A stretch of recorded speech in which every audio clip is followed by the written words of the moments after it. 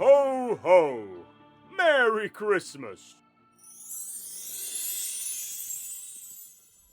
Hello everyone, welcome to the Christmas special of the Flame Tree Myth and Fiction podcast. We've missed you all these past couple of months, but we also can't believe how quickly we're heading into a new year. I hope you've had the chance to revisit some of our season 1 episodes. We've got about 30, I believe. So there's tons of stories and great interviews to listen to and choose from. So today we are back, as I said, it's the Christmas special, our very first one, and we are aptly feeling very festive. In this episode, we are embracing all things Christmas with 2 tales taken from our Christmas Gothic collection. So the first story we're reading is called "And a Piece of Coal Where Her Heart Once Beat." Fair warning, don't expect a heartwarming tale suitably paired with a hot chocolate and a roaring fire. This is not that vibe. I think sometimes in between all of the fairy lights and the inflatable Santas that you see on the streets, we can forget that December is actually a cold month where the days are short and darkness spreads its tendrils wide. And darkness has definitely found its way into the heart of the little girl in this story. Rooted in the Alpine folklore of Germany and Austria, we have St. Nicholas's devilish companion Krampus for a primary character. I actually didn't know about Krampus before this story particularly well. I think I'd heard his name. But essentially his traditional role was to punish children who misbehaved. But the author of this story has other plans. Written by Suzanne J. Willis, "And a Piece of Coal Where Her Heart Once Beat" is a melting pot of folklore, Gothic tropes, and backwards Christmas symbolism. You have to do Christmas the Flame Tree way. Before we dive in, let's hear from the author herself about the story and her inspirations for writing it.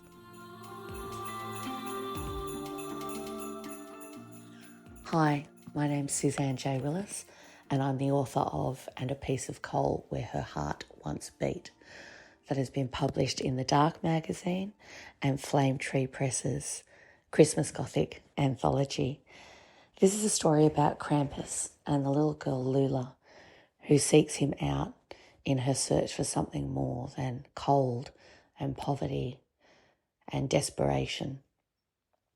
I do love the Krampus stories. I think he's a much more interesting and obviously a much darker character than the typical Santa Claus. A character like that, in my imagination, isn't just around for Christmas time. He's doing all sorts of dastardly deeds the year through. But even evil characters don't live forever. And at some point he would want, I thought, his work to continue. So at the same time as Lula is seeking him out, he's seeking out a successor. And the story is about what happens when these 2 characters meet. The story started its life as a very short flash fiction piece, which was just an image really of Lula and Krampus eating their Christmas feast and dancing around in front of the fire. It was dark, but not as dark as it became the more I delved into the stories of Krampus and the mythologies around that. If you're not familiar with them, it might be a really nice thing to check them out at this kind of year. It's kind of a Gothic antidote to what can sometimes be the saccharine sweetness that is Christmas. Not that I don't love it, but we will love a little bit of horror as well. I am a Melbourne, Australia-based writer, and my stories have appeared in various venues around the world, including The Dark, Mythic Delirium, PS Publishing, anthologies, and a few other bits and bobs. I've had 2 novellas published by Falstaff Press in the States, and my debut short story collection of Starfish Tides and Other Tales was released by Trepidatio Publishing in May 2022. Thank you for coming along and listening today, and I hope you enjoy this dark little Christmas tale. Merry Christmas. Now to listen to the story. This is read by the incredible Amanda Benzecry. Enjoy.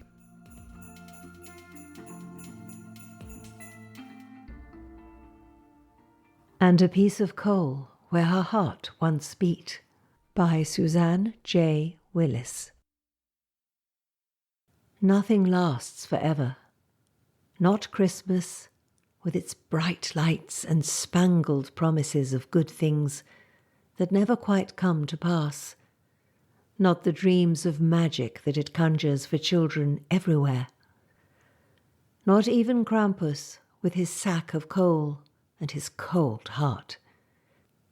Even villains grow old and achy, age softening their sharp edges, allowing things akin to nostalgia and loneliness to seep to the surface. It made him wish that the mountain had not been hollowed out like a sponge, full of tunnels and caves and oubliettes, designed to deter or trap any intruders. Designed to keep Krampus hidden, deep inside the mountain, where he could keep his lists of naughty children and plan his cruelty for the year to come. For if there was someone to seek him, they would never, ever find their way. And if they did, what would they find? He asked himself, stroking his whitened beard and staring into the fire. Nothing but a sad old bovine, hiding himself away from the world. Disgust welled up inside him like bile. How was it that age had snuck up on him? He could not remember ever having been anything like a child. Then again, his type. Oh yes, there were others like him, though they went by different names, in different forms, lived a long, long time. But nothing lasts forever. Castles crumble, wishes fade. Even the oldest of the trees in the woods on the mountain above die after thousands of years. Then you must make it last, he said to himself, rising from his chair and ignoring the knotty pains in his back. He took to pondering how he might do so while wandering the passages that curled around on themselves. Occasionally he stumbled across the remains of young demons who liked to climb up from the deep fire pits to try to fight him. Even they could not find their way out into the world or back to hell once they were lost in Krampus's labyrinth. He also stumbled on other things too, the sort that he had thought hidden for all time. Long-lost memories of a young boy, trying desperately hard to hide his hoofed feet from the other boys in the town. A broken silver fob watch, its face studded with tiny rubies like drops of blood. Lid carved with words in an old language he could not understand. And in the darkest, farthest corner, where he could not remember having been before, a cloche jar that covered something shriveled and desiccated. In the candlelight, he thought it looked a bit like a heart. As the flame flickered, he could have sworn that it gave one feeble beat, then another. Without knowing why, he lifted the glass gently and picked up the heart. It was warm.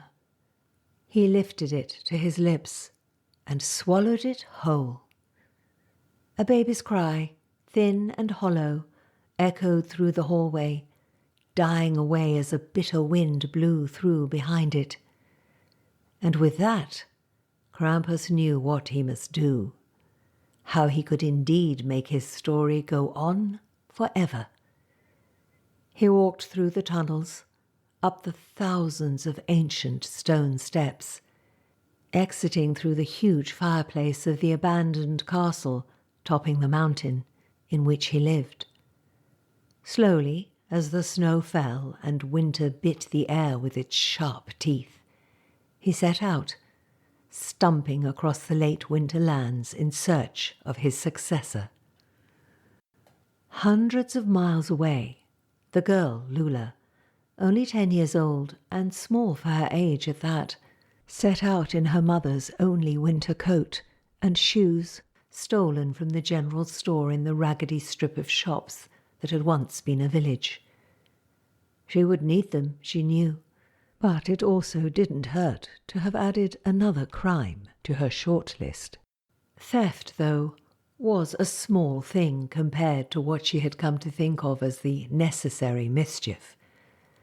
Lula had had to do something impressive to show Krampus she was capable of more than plain disobedience. The stories her mother had told her about him were supposed to scare her, she knew. Instead, they had left her with a little kernel of hope that warmed her, despite the old shack they called home, the pinching hunger, the grey march of poverty. Hope that there was a strange justice at work in the world, and that she could use that to her advantage. Lula breathed deeply, pushing away the sick feeling twisting inside her as she thought of her mother. The freezing air kissed her cheeks red, and the wind, she thought, fair whistled through her bones. But she didn't look back. Not once. Lula and Krampus each walked through the deepest winter, never quite meeting up, although there were near misses in the bare forests, where the only company was the howling of wolves and the thunder of the hooves of wild horses, and in the abandoned village that stood at the juncture of the two frozen rivers. It wasn't until the spring melt had begun that they met on the Devil's Bridge, a stone arch that stretched over the still water. Twinned with its reflection, it formed a perfect circle, one through which, it was said, Krampus rode to collect souls. Lula and Krampus each stood at either end of the bridge, looking at one another, both thin and exhausted, as though winter had eaten them up and left behind husks. Surely not this one, he thought, as the urchin walked towards him, chin held up defiantly. Though she didn't show it, Lula was shaking in her shoes. He was so much bigger than she imagined, though his back was stooped and his fur matted. The huge horns on his head looked sharp enough to cut glass. His hooves clattered on the stone as he walked toward her. They met at the halfway point. "You?" he asked. Lula pointed to the water below. It reflected the trees as they opened up to spring, the curve of the bridge, the swallows darting above. But neither Lula nor Krampus appeared there. The reflected bridge was empty. She smiled up at him. "Me." Krampus took a Christmas wish from the string garlanding the mantelpiece. In the firelight, the beads glowed vermilion, emerald, indigo. He rolled it between his gnarled fingers before handing it to Lula. The girl smiled at him. "This one will taste like apples," she said, biting into the scarlet wish. It popped between her teeth, making her skin blush. She had already learnt so much in the 9 short months since Krampus had led her back to the ruined castle, down through the labyrinth, into his lair. It was the only place that had ever felt like home to Lula. Krampus smiled, pointing to the Christmas tree hung with glass baubles. The children inside them, made miniature by his magic, cried and shook the glass. Krampus and Lula laughed. "Oh, you are the naughtiest of them all, Lula, daughter of Krampus, who will take children to hell long after I'm gone." Krampus hooked his horns under the string, flinging the wishes into the air. They landed on the long table, turning to a feast of blueberries, sugared violets, crispy goose, steaming pudding. Not quite daughter yet, she thought. Lula lifted her hands to her head, where the beginnings of her own horns sprouted, glossy and dark. Pity flared inside her, for the children in glass cages, for her parents. Had she truly broken their silly hearts by leaving baby Tom in the woods? The cold must have made his ending quick, and she had to be sure, hadn't she? No ordinary wickedness would have called Krampus to take her away. Her pity faded as she remembered winters with no food and spindly trees against the snow-whispering sorrow. Sorrow. Better to let the winter creep through her bones, to freeze away any goodness that could make her weak. Curving her mouth into a smile, Lula reached across and tapped one of the glass baubles. Coal showered the little boy inside until his tears ran black. Krampus lifted her up and spun her about, almost like a parent would do on Christmas morning, although no parent dug their claws into the soft flesh of their child's arms or grinned through sharp yellow teeth.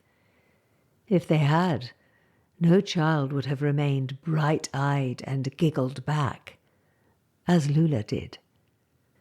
Face to face, each monster and child, both. On cloven hooves, Lula and Krampus danced in the firelight, delighting in Christmas misery, then ate their feast of stolen wishes. With each bite, pieces of Lula's heart turned to black, hard coal. For so long as it beat coldly inside her chest, she would scribe her own Krampus tale from the shadowy dreams of a darkling once child. She would forget that she had been a girl called Lula, and all that had cost her.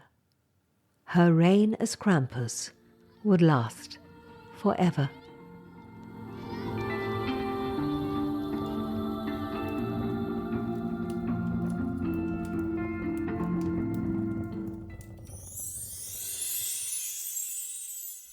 Like a twisted Cindy Lou Who, the protagonist joins this Grinch-like figure in his hatred of the Christmas season. But what would Cindy Lou Who do if she was cold and hungry and neglected by society? To me, that's what this story answers. Right, we've done the Gothic. Back to the merriness. Let's swap out that piece of coal in our hearts for something fuzzier. Coming now, we have Where the Christmas Tree Grew by Mary E. Wilkins Freeman, a much more traditional Christmas story in the sense that it explores the themes of charity and community and the Christmas spirit. Heavy on the Christmas and light on the Gothic. So go ahead, grab that hot chocolate now. This one is read by B.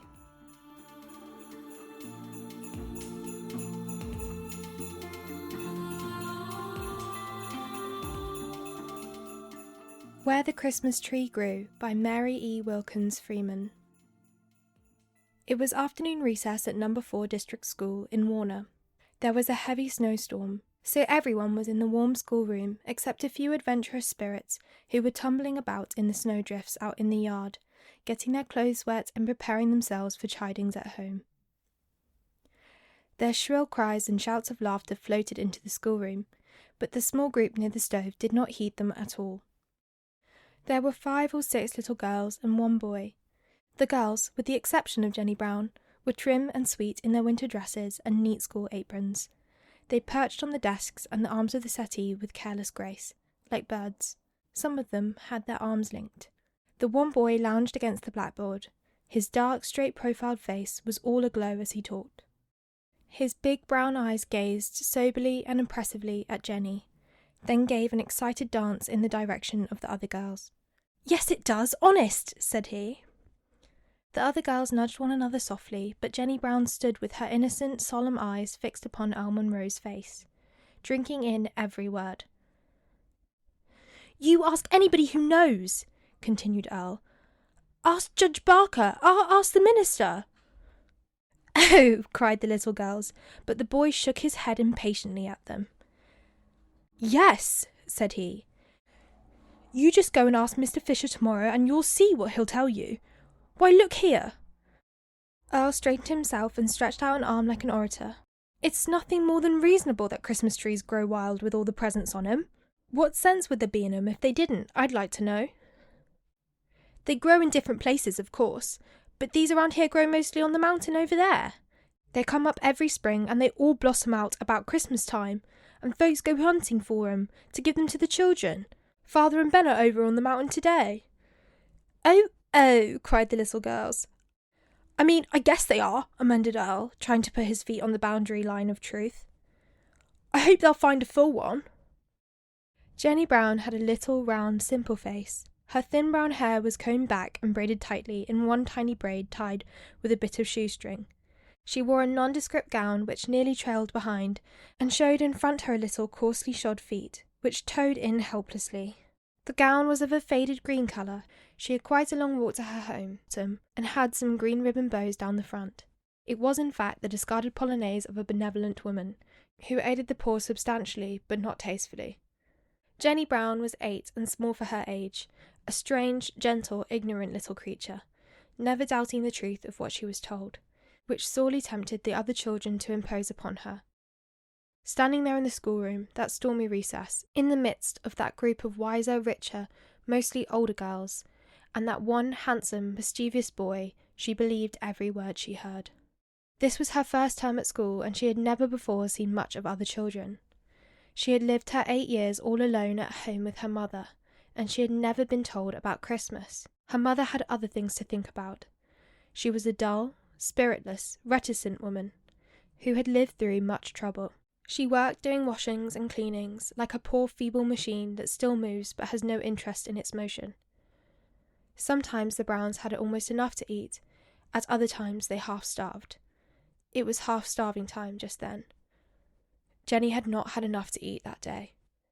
There was a pinched look on the little face upturned towards Earl Monroe's. Earl's words gained authority by coming from himself. Jenny had always regarded him with much awe and admiration. It was much that he could speak to her at all. Earl Monroe was quite the king of this little district school. He was the son of the wealthiest man in town. No other boy was so well dressed, so gently bred, so luxuriously lodged and fed. Earl himself realised his importance, and had at times the loftiness of a young prince in his manner. Occasionally some independent urchin would bristle with democratic spirit, and tell him to his face that he was stuck up, and that he hadn't so much more to be proud about than other folks, that his grandfather wasn't anything but an old rag man. Then Earl would wilt. Arrogance in a free country is likely to have an unstable foundation. Earl tottered at the mention of his paternal grandfather, who had given the first impetus to the family fortune by driving a tin cart about the country. Moreover, the boy was really pleasant and generous-hearted, and had no mind in the long run for a lonely state and disagreeable haughtiness. He enjoyed being lordly once in a while, that was all. He did now, with Jenny. He eyed her with excited condescension, which would have greatly amused his tin peddler grandfather. Soon the bell rung, and they all filed into their seats, and the lessons were begun. After school was done that night, Earl stood in the door when Jenny passed out. "Say, Jenny," he called, "when are you going over the mountain to find your Christmas tree? You'd better go pretty soon, or they'll all be gone." "That's so," chimed in one of the girls. "You'd better go right off, Jenny." She passed along, her face shyly dimpling, with her innocent smile, and said nothing. She would never talk much. Presently, as she was pushing weakly through the new snow, Earl went flying past her in his father's sleigh, with the black horses and the fur-capped coachman. He never thought of asking her to ride. If he had, he would not have hesitated a second before doing so. Jenny, as she waded along, could see the mountain always before her. This road led straight to it, then turned and wound around its base. It had stopped snowing, and the sun was setting clear. The great white mountain was all rosy. It stood opposite the red western sky. Jenny kept her eyes fixed upon the mountain. Down in the valley shadows, her little simple face, pale and colourless, gathered another kind of radiance. There was no school the next day, which was the one before Christmas. It was pleasant and not very cold. Everybody was out. The little village stores were crowded. Sleds trailing Christmas greens went flying. People were hastening with parcels under their arms, their hands full. Jenny Brown also was out. She was climbing Franklin Mountain. The snowy pine boughs bent so low that they brushed her head. She stepped deeply into the untrodden snow. The train of her green polonaise dipped into it and swept it along. And all the time she was peering through those white fairy columns and arches for a Christmas tree. That night the mountain had turned rosy and faded, and the stars were coming out, when a frantic woman, panting, crying out now and then in her distress, went running down the road to the Munro house. It was the only one between her own and the mountain. The woman rained some clattering knocks on the door. She could not stop for the bell. Then she burst into the house and threw open the dining room door, crying out in gasps, "Have you seen her? Oh, have you? My Jenny's lost! She's lost! Oh, oh, oh!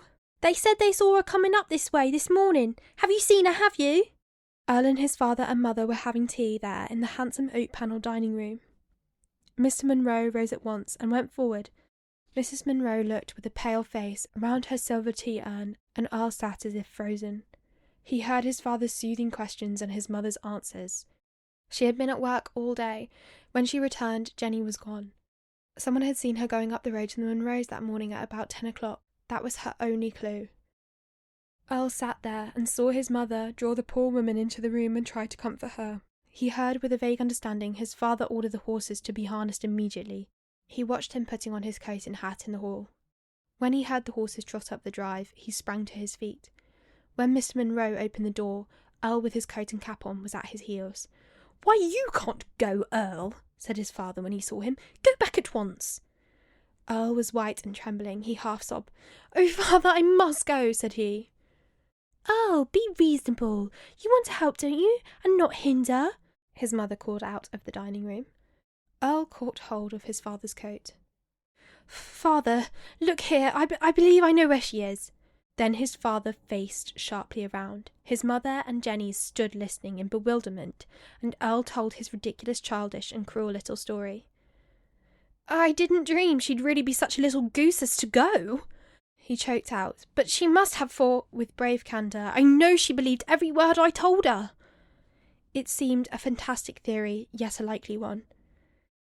It would give method to the search, yet more alarm to the searchers.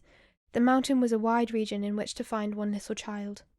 Jenny's mother screamed out, "Oh, if she's lost in the mountain, they'll never find her. They never will, they never will. Oh, Jenny, Jenny, Jenny." Earl gave a despairing glance at her and bolted upstairs to his own room. His mother called pityingly after him, but he only sobbed back, "Don't, mother, please," and kept on. The boy, lying face downward on his bed, crying as if his little heart would break, heard presently the church bell clang out fast and furious. Then he heard loud voices down in the road and the flurry of sleigh bells. His father had raised the alarm, and the search was organised. After a while Earl arose and crept over to the window. It looked toward the mountain, which towered up cold and white and relentless, like one of the ice-hearted giants of the old tales. Earl shuddered as he looked at it. Presently he crawled downstairs and into the parlour. In the bay window stood, like a mockery, the Christmas tree. It was quite a small one that year, only for the family. Some expected guests had failed to come, but it was well laden. After tea the presents were to have been distributed. There were some for his father and mother, and some for the servants, but the bulk of them were for Earl. By and by his mother, who had heard him come down the stairs, peeped into that room, and saw him busily taking his presents from the tree. Her heart sank with sad displeasure and amazement. She would not have believed that her boy could be so utterly selfish as to think of Christmas presents then. But she said nothing. She stole away and returned to poor Mrs. Brown, whom she was keeping with her. Still, she continued to think of it all that long terrible night, when they sat there waiting, listening to the signal horns over on the mountain. Morning came at last, and Mr. Munro with it. No success so far. He drank some coffee and was off again. That was quite early. An hour or two later the breakfast bell rang. Earl did not respond to it. so his mother went to the foot of the stairs and called him. There was a stern ring in her soft voice. All the time she had in mind his heartlessness and greediness over the presents. When Earl did not answer, she went upstairs and found that he was not in his room. Then she looked in the parlour and stood staring in bewilderment. Earl was not there, but neither were the Christmas tree and his presents. They had vanished bodily. Just at that moment, Earl Munro was hurrying down the road, and he was dragging his big sled, on which were loaded his Christmas presents and the Christmas tree. The top of the tree trailed in the snow, its branches spread over the sled on either side and rustled. It was a heavy load, but Earl tugged manfully in an enthusiasm of remorse and atonement, a fantastic, extravagant atonement, planned by the same fertile fancy which had invented that story for poor little Jenny, but instigated by all the good, repentant impulses in the boy's nature. On every one of those neat parcels above his own name was written in his big, crooked, childish hand, Jenny Brown. Earl Munro had not saved one Christmas present for himself. Pulling along, his eyes brilliant, his cheeks glowing, he met Maud Barker. She was the Judge Barker's daughter, and the girl who had joined him in advising Jenny to hunt on the mountain for the Christmas tree. Maud stepped along, placing her trim little feet with dainty precision. She wore some new high-buttoned overshoes. She also carried a new beaver muff, but in one hand only. The other dangled mittenlessly at her side. It was pink with cold, but on its third finger sparkled a new gold ring with a blue stone in it.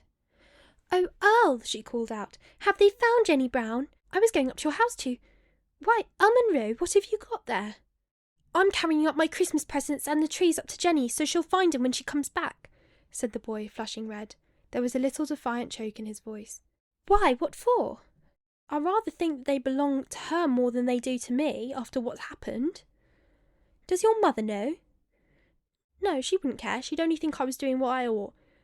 "All of them?" queried Maud feebly. "You don't suppose I'd keep any back?" Maud stood staring.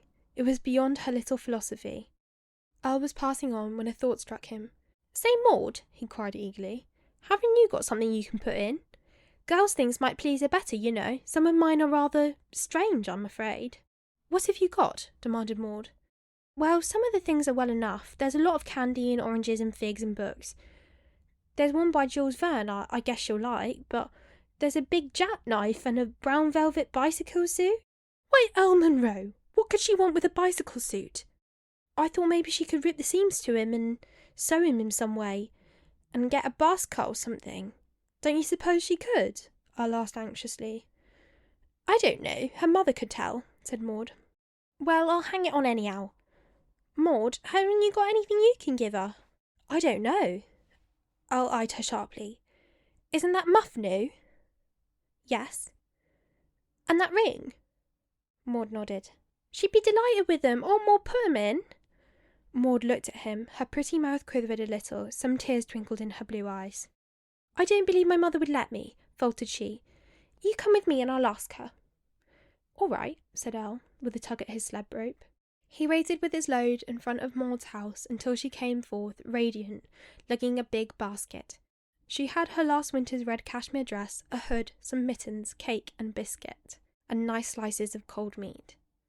"Mother said these would be much more suitable for her," said Maud, with a funny little imitation of her mother's manner. Over across the street another girl stood at the gate waiting for news. "Have they found her?" she cried. "Where are you going with all of those things?" Somehow Earl's generous, romantic impulse spread like an epidemic. This little girl soon came flying out with her own contribution. Then there were more. Quite a little procession filed finally down the road to Jenny Brown's house. The terrible possibilities of the case never occurred to them. The idea never entered their heads that the little, innocent, trustful Jenny might never come home to see that Christmas tree which they set up in her poor home. It was with no surprise whatever that they saw, about noon, Mr. Munro's sleigh containing Jenny and her mother and Mrs. Munro drive up the door. Afterwards they heard how a woodcutter had found Jenny crying over on the east side of the mountain at sunset and had taken her home with him. He lived 5 miles from the village and was an old man, not able to walk so far that night to tell them of her safety. His wife had been very good to the child. About 11 o'clock, some of the searchers had met the old man plodding along the mountain with the news. They did not stop for this now. They shouted to Jenny. Come in, quick! They pulled her with soft violence into the room where they had been at work. Then the child stood with her hands clasped, staring at the Christmas tree. All too far away she had been searching for it. The Christmas tree grew not on the wild mountainside in the lonely woods, but at home, close to warm, loving hearts. And that was where she found it.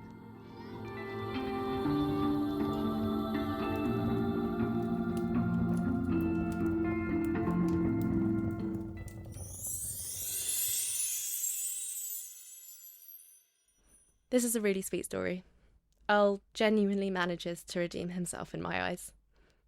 But you can also imagine it with an alternative ending, where the gullible Jenny suffers a terrible fate at the hands of Earl's tall tale. Mary Wilkins Freeman does hint that this was a very real possibility towards the end, but I'm glad that she decided to write a better fate for her characters. I think one dark story is enough for today. It's time for festivities, and I hope that you have Christmas trees sparkling in all of your homes, close to warm and loving hearts so that you don't have to venture out to look for them. Have a Merry Christmas, and we are very excited to see you all in the new year on the 6th of January, where regular weekly programming will resume for Season 2 of the Myth and Fiction podcast. We can't believe it. Anyway, here's to Christmas, and here's to 2026. Bye!